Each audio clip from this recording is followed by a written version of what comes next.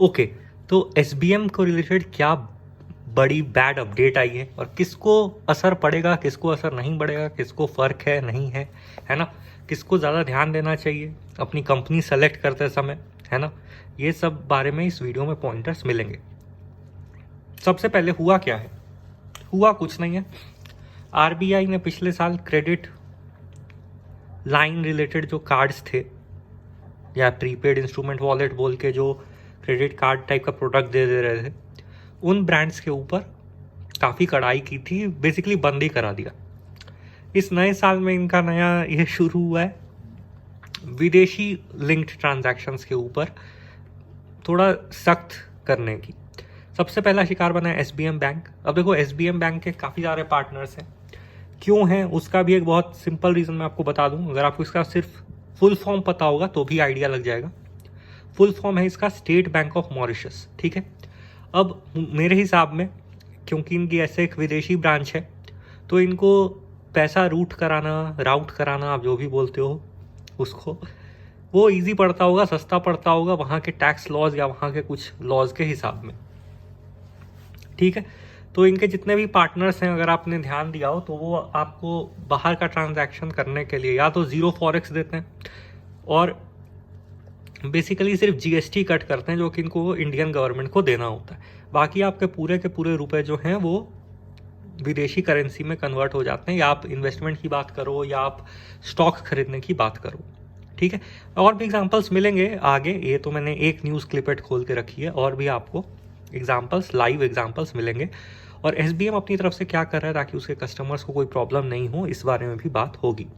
WhatsApp पे आप अगर खुद भी उसके अकाउंट यूज़र होंगे तो व्हाट्सएप पे क्या क्या अपडेट है आपको भी आया होगा, फिर भी इसमें शेयर एक बार करेंगे, ठीक है। तो देखो, सबसे पहले तो वेस्टेड जो थी वो विदेशी स्टॉक्स में इन्वेस्ट करने के लिए एक कंपनी थी। तो क्योंकि वो एसबीएम बैंक की पार्टनर थी तो उनके थ्रू उनका पैसा सबमिट होता होगा विदेशी अकाउंट में, फिर आपको डॉलर्स मिलते होंगे और फिर आप वहाँ से स्टॉक खरीदते हो। तो उसके ऊपर अभी उनको रोक लगानी पड़ी क्योंकि आरबीआई ने बंद करा दिया, ठीक है। एसबीएम बैंक अब जो फॉरेक्स ट्रांजैक्शन है, यानी जो विदेशी ट्रांजैक्शन है, रेमिटेंस बेसिकली क्या होता है, अगर हिंदी में एकदम बेसिक बोलूँ तो किसी को पैसे देना, है ना, किसी काम के लिए, उस टाइप का समझ लो। तो उसके ऊपर एसबीएम को बोला है कि आप विदेश में नहीं भेज सकते अभी पैसे, ठीक है। तो उस हिसाब में वो बंद हुआ है।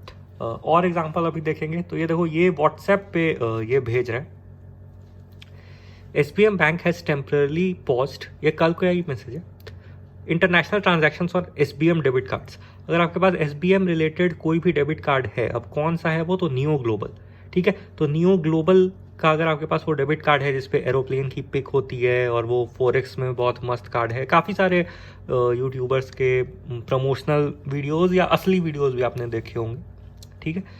तो वो भी अब बंद हो गया, ठीक है।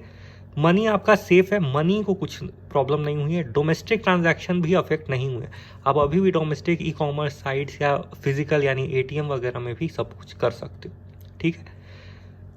रेजोल्यूशन के ऊपर काम किया जा रहा है नियो ग्लोबल और एसबीएम के साथ मिलकर, क्योंकि एसबीएम का भी काफ़ी नाम है, वो अपना नाम ऐसे खराब नहीं होने देंगे, ठीक है। तो क्या आपको पता चला कि आपको डोमेस्टिक लोकल ट्रांजैक्शन में कोई भी प्रॉब्लम नहीं है, लेकिन आप विदेश में फॉरेक्स ट्रांजैक्शन वगैरह अब नहीं कर सकते।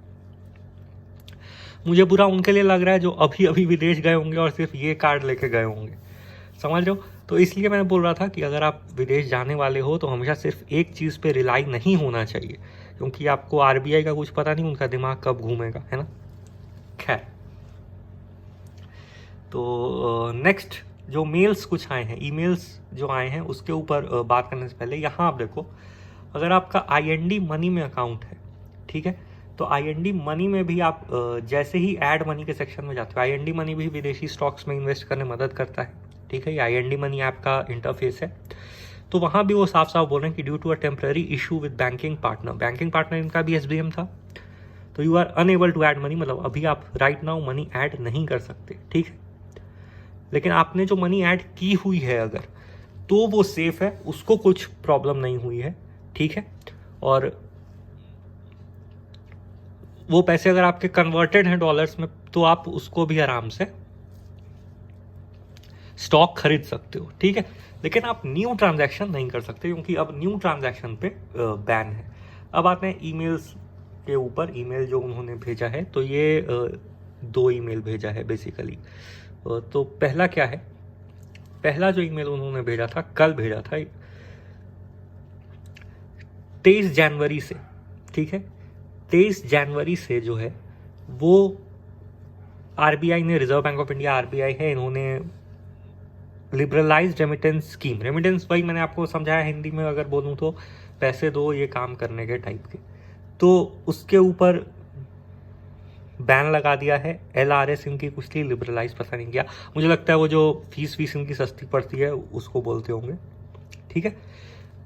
तो जो SBM है वो अब वो ट्रांजैक्शंस प्रोसेस नहीं कर सकता, तो आपके विदेश लिंक्ड जो भी ट्रांजैक्शन है, जो भी फॉरेक्स के ट्रांजैक्शन है, वो अब नहीं हो सकते। लेकिन SBM जो है वो remains open in business in all other areas. तो इनका बाकी जो भी प्रोडक्ट है, एक FD प्रोडक्ट भी है, मतलब फिक्स डिपॉजिट प्रोडक्ट है, या और भी जो लोकल जितने भी ट्रांजैक्शंस वगैरह हैं इंडिया में, डोमेस्टिक ट्रांजैक्शन या ATM विड्रॉल्स या कुछ भी, वो सारे काम करते रहेंगे, ठीक है। अभी तक क्रेडिट कार्ड को भी लेके कुछ अपडेट नहीं आया है, तो इसके लिंक्ड आपके पास अगर कोई क्रेडिट कार्ड है तो वो भी आराम से काम करता रहेगा, आपको कोई टेंशन लेने की ज़रूरत नहीं है। उसके बारे में भी एक अच्छी अपडेट है, उस पर बात करेंगे। ये भी वही SBM डेबिट कार्ड रिलेटेड, ये आज रात 12:28 पे आया है।